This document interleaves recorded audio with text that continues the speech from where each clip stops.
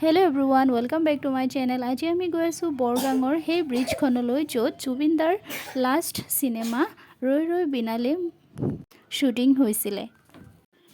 আগতে এই দলংখন অকল বৰগাঙৰ এখন ভঙা দলং হিচাপে পৰিচিত আছিল, কিন্তু যেতিয়াৰ পৰা ৰৈ ৰৈ বিনালে মুভিখন ইয়াত শ্বুটিং হৈছিল তেতিয়াৰ পৰা এইখন জুবিনদাৰ দলং হিচাপে পৰিচিত হৈ গ'ল। আমি যিদিনা যাত্ৰা আৰম্ভ কৰিছিলোঁ সেইদিনা ৰাতিপুৱা পুৱতি নিশাৰ পৰাই এনেকুৱা বৰষুণ নেৰানেপেৰা বৰষুণ আৰম্ভ হৈছিলে। আমি ভাবি আছিলোঁ কি আমি যাব পাৰোঁ নে নোৱাৰোঁ। তাৰপিছত দুপৰীয়া 1 বজাত বৰষুণটো শেষ হোৱাৰ পিছত আমি যাত্ৰা আৰম্ভ কৰিলোঁ সেই দিশে। ৰাস্তাৰ কাষৰ মনোমোহা দৃশ্যবিলাক চাই আমি আগবাঢ়ি গৈ থাকিলোঁ। জুবিনদাৰ সেইখন দলং ক'ত আছে আপোনালোকে জানেনে?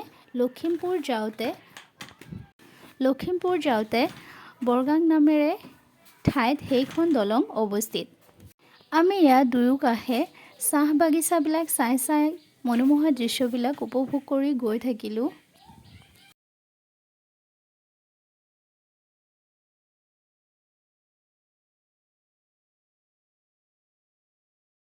লখিমপুৰ যোৱাৰ ৰাস্তাবিলাক খুবেই ধুনীয়া আছিলে।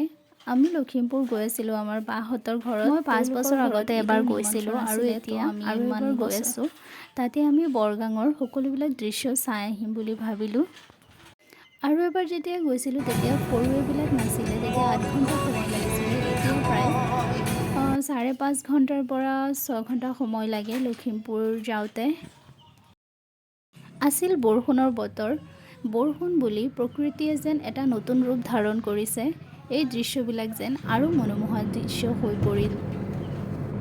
আমাৰ অসমবাসীৰ মনত যেন জুবিনদা সদায় চিৰযুগমীয়া হৈ জীৱিত হৈ থাকিব। তেওঁক আমি কেতিয়াও পাহৰিব নোৱাৰোঁ। তেওঁৰ স্মৃতিবোৰ য'ত সজীৱ কৰি ৰখা হৈছে সেয়াই হৈছে এতিয়া অসমবাসীৰ পৰ্যটকস্থল।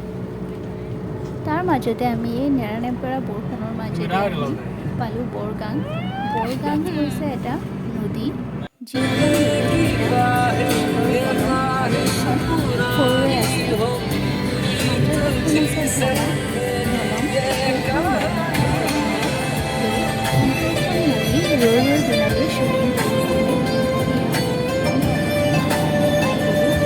ৰিভাৰখনত প্ৰথমতে আমি একফালেদি গ'লোঁ, সেইফালেদি ফটো উঠোৱাৰ কোনো জেগা নাই আৰু আমি চাব নোৱাৰিলোঁ। তাৰপিছত আমি ভাবিলোঁ আন একফালে ৰাস্তা আছে, সেইফালে ঘূৰি যাওঁ। সেইফালে ঘূৰি যাওঁতে বহুত সময় লাগি গ'ল আমাৰ। এয়া চাইছে নহয় দূৰৰ পৰা দৃশ্যবিলাক। এইখন ৰেলৱে দলং হয় আৰু মাজত আছে এইখন ফৰৱে।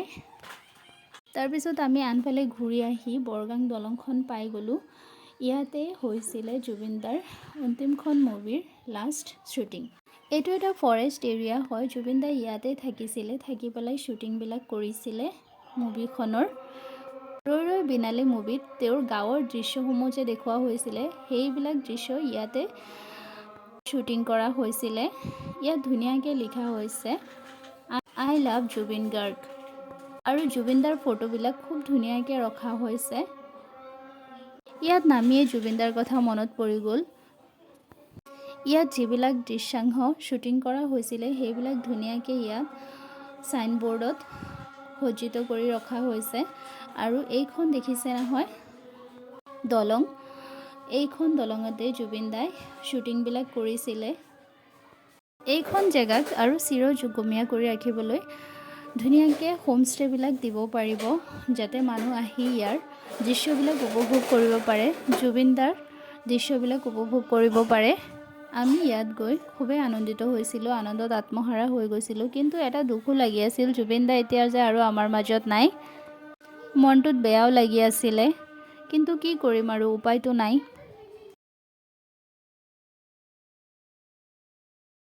এইখন জেগাক আৰু ধুনীয়া কৰি তুলিবলৈ অসম চৰকাৰে ভাল এখন পদক্ষেপ ল'ব পাৰে, যাতে এইখিনি জেগা অসমীয়াৰ কাৰণে, আমাৰ অসমবাসীৰ কাৰণে বা ভাৰতবাসীৰ কাৰণে ধুনীয়া এটা পৰ্যটকস্থলী হিচাপে পৰিগণিত হয়। তেতিয়া ইমান বৰষুণ দি আছিলে, বৰষুণৰ কাৰণে আমি একদম নামিবই পৰা নাছিলোঁ। তেতিয়া হ'লেও বৰষুণত দৌৰি দৌৰি গৈ পেলাই আমি এই স্নেপবিলাক লৈছিলোঁ। যদি মোৰ ভিডিঅ'বিলাক আপোনালোকৰ ভাল লাগে তেতিয়াহ'লে please like share and subscribe কৰিবলৈ নাপাহৰিব আৰু